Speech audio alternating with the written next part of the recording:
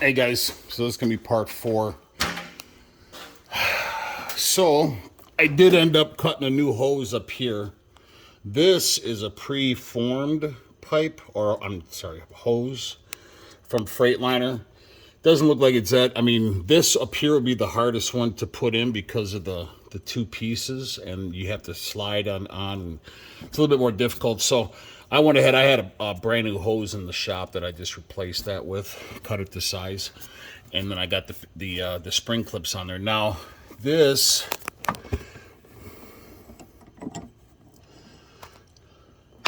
So I have 2 gaskets on here. Got an orange one. Can you see that? Yep, that one. And that was out of that kit I showed you in the last video. And then this one, it's kind of on there tight. I don't want to have to pull it off and then lose this one. So there's 2 gaskets on there. So like that. And then this piece. So this manifold goes on like this. Okay, so it's going to be like that. So your screw, there's 2 screws that's sitting there where it's beveled right there that goes down in there. Let me see, I'll grab a. Hard to do this with one hand, guys. But I try to be as explanatory as possible. Like that. And those are little star bits. Okay. So I'm going to pop those out. So those go to the right. So it's going to go on like that. So the screws are on this side.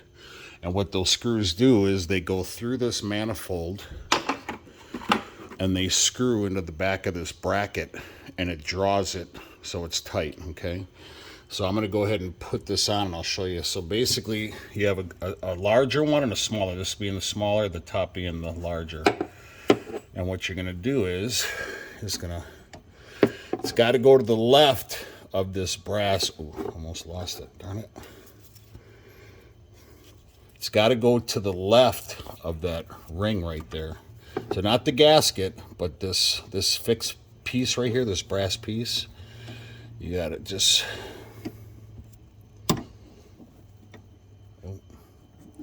like that. And then the 2 holes are back there. All right. And then the manifold is going to go up top like this. And then what happens is when I put those screws in there, it's going to draw it tight like that. It's going to seal it. All right, so I'm going to put you on pause. All right, so I got the 2 little screws in there. I got one. Can you see those? 1 and 2 right there. 1 and to the right over there. Now I'm going to grab my star bit because they're going to thread into that plate. I know it's kind of blurry. Sorry, I don't know what the hell's wrong with my phone. Probably because of the lighting. There you go. You can see where it goes through the manifold right here. Where's my finger here? Right here. So it goes from the right to the left, and see the threads on the bolt right there? It's going to thread into that plate and it's going to pinch it. Okay, I'm going to put you on pause. All right, guys. So what I did was I took an extension. It's a little 1/8-inch extension. And, oh shoot, darn it. Hold on. All right, what I did was I took a couple extensions. And it's a small little star bit. What did I just do with it? Hold on. It's a small little star bit, and you got to use a small little ratchet. What I did was I put the star bit on the end of the extension, and I came in through the back side over here, so I could actually get, because they're such small screws, and there's 2 of them, so you gotta snug one, snug the other, snug one, snug the other, and then tighten them down. I don't know what the torquing sequence is. I'm sure they're supposed to be torqued, but I just did them super hand tight.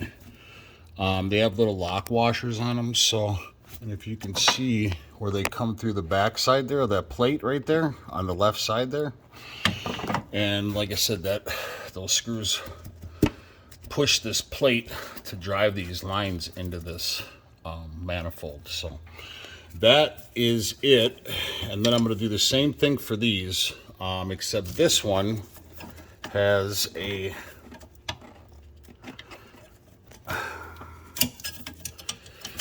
I would not want to be a mechanic.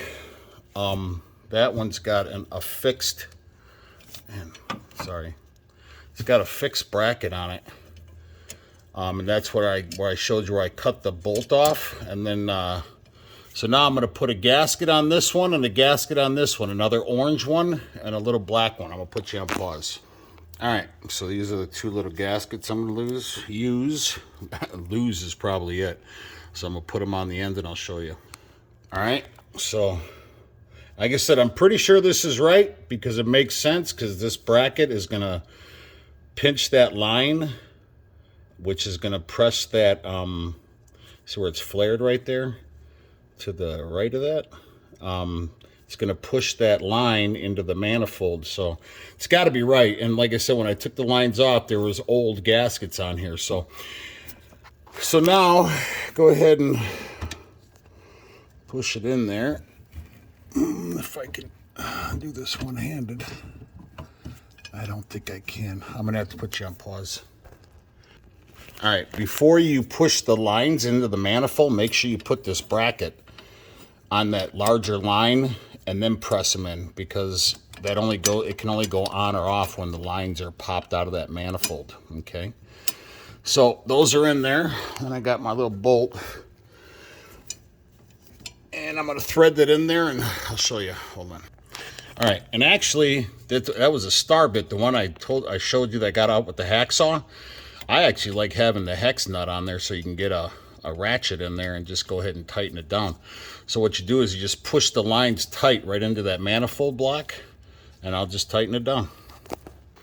All right, guys, it's tightened down. I don't think you have to get Gorilla on it. You don't want to strip it. So that's pretty much it. Oh my God, thank God. So now tomorrow, I got to go ahead and, I'm going to reroute that line anyways. Tomorrow I'm going to go ahead and do the AC and put the dash back together. I am done for the night, but, so yeah, so it wasn't as, I guess, kind of I mean, if you have a shop, you have tool. I mean, you don't even need a shop to do this. I mean, as long as you have the proper tools and some patience, you can do it yourself. This right here would easily be $2,000 for labor, I would imagine, at a shop. And because it's a lot of work. I'm not gonna lie. Anyways, so now tomorrow I'm gonna go ahead and I'm gonna replace the AC filter. I got a new one down there. I'll show you what the part number is on the AC filter. If you do this, you're doing your heater core, you're doing your evaporator, you might as well place unless you just did the AC filter. And I didn't know about AC filters. I didn't know how often you have to change them. I don't know, every other year, every 3 or 4 years maybe, I don't know. Ask your dealership. But if you're doing all this and your AC's already drained, you might as well do your AC filter. You got to do it. Don't be a dumpski and just not do it because you're cheap, okay? So yeah, that's it for the heater core and the evaporator. And like I said, I'm pretty sure all these old gaskets is where I'm getting my my leaks from. But anyway, so tomorrow we'll go ahead and we'll change the AC filter. And then we'll go ahead and do that down there, put new gaskets in that, new gaskets in the AC compressor, new gaskets at the condenser, and we'll check the cab or whatever. So anyways, I hope this was informative. It was enough work, but like I said, I try to be as informative as possible. So anyways, please like and subscribe to the channel. Ciao.